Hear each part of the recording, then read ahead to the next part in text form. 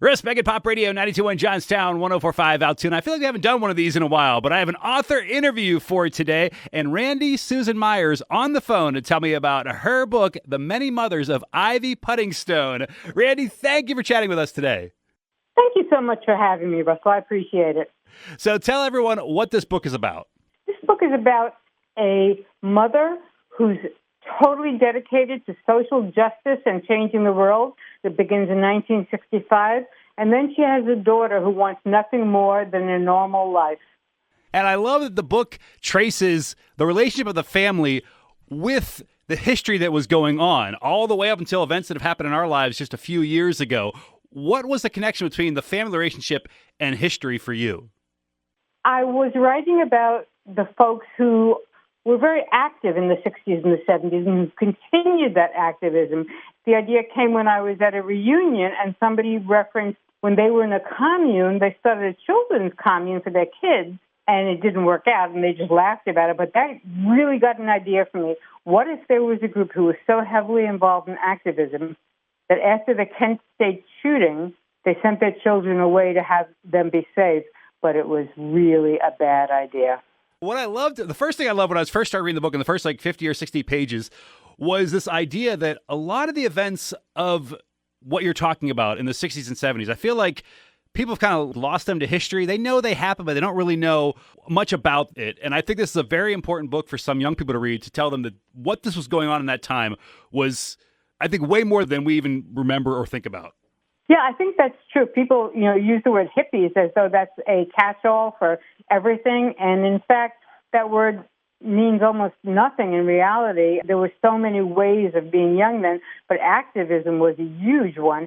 And I'm amazed that people don't even remember Freedom Summer, which began so much of the Civil Rights and Rights Act that brought voting to people who couldn't vote. Unbelievable to trace through the history and see some of these events. And the way you describe them, I mean, it really does feel like you're in there and you're feeling those emotions right up until 9/11, COVID. Your ability of description is quite incredible. Oh, well, that is very kind. I do love writing, and I'm just grateful that it bubbles up from inside me and gets on the page. That's where I'm really comfortable. There's a part in the middle of the book where, as you said, the family goes into a commune, and for a lot of it, the parents are kind of gone. They're doing their stuff, and they are under the impression they put their children in a good place for them while they have other things that they are taking care of. And one thing I like about your book is it doesn't seem, to me at least, to give an opinion on whether that was right or wrong of them. Because it came from a really good place. And sometimes some of the worst things we do might come from a really good place. They really wanted their children to be happy and to be safe, and they wanted to be able to continue the work that they were doing. But kids being wrenched away from their parents, no matter how good the cause, can be really difficult. And for Ivy, one of the point of view characters, she felt like she was where the title came from. She felt like she had so many mothers that she had no mothers. Right. I'm not going to give away what happens in the middle of the book because it is a shocking scene that is very jarring, but it forces a change and it affects them forever. And people have moments like that throughout their lives. Was there a point where you're deciding, okay, I have to twist the story a little bit and I need a way to do that, and you came up with something? Just talk to me a little about the writing style of how to get people from one point in the book to the next. I am somebody who outlines and plots, and it's like having a map so that I can feel secure about my drive, but it also allows me to go off-road without feeling like I'm going to get lost. So I knew the outline of everything that was going to happen, but some of the ways it happened were a little surprising to me in the best way that writing can be. And it was very important to me that when I wrote the shocking moments that they kind of surprised me, and they did. One of the things I teach writing is that plot is what happens. Story is how it happens. So I make the plot, but then the story of how that plot evolves sometimes surprises me. And was there a point of, you ended it just a couple years ago, you ended it during COVID, and again, there's a part of me going, I think we forgot some of the ways that how we were acting just a few years ago. I think we just kind of put it out of our mind. Was that always where you wanted to end, on COVID, or maybe, was there a different time period you thought of? COVID felt like the right time to end because that's when people were suddenly taking stock of themselves, like what really matters. Things got down to such an essence during COVID. And even as I was writing those scenes, I was like, wow, I forgot how very intense and shut down it was, and how brave we had to be to get through it. And I wanted to portray that bravery of people supporting one another because we were terrified. Oh, yeah.